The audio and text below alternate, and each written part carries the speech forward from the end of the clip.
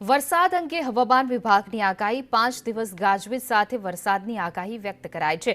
ઉત્તર મધ્ય દક્ષિણ ગુજરાતમાં વરસાદની આગાહી, સૌરાષ્ટ્ર કચ્છમાં 2 દિવસ હળવા વરસાદની શક્યતા રહેશે। 30 થી 40 કિલોમીટર પ્રતિ કલાકની ઝડપે પવન ફૂંકાશે। માછીમારોને આગામી 5 દિવસ દરિયો ન ખેડવા માટે સૂચના આપવામાં આવી। દરિયાકાંઠે ઊંચા મોજા ઉછળવાની સંભાવના। દરિયામાં આગામી 5 દિવસ કરંટ પણ રહેશે।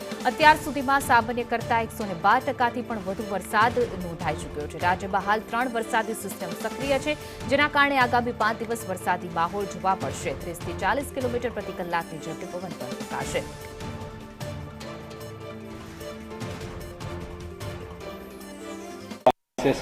गुजरात रीजन जो है अगले 3 दिन तक वाइड स्प्रेड बारिश का संभावना है।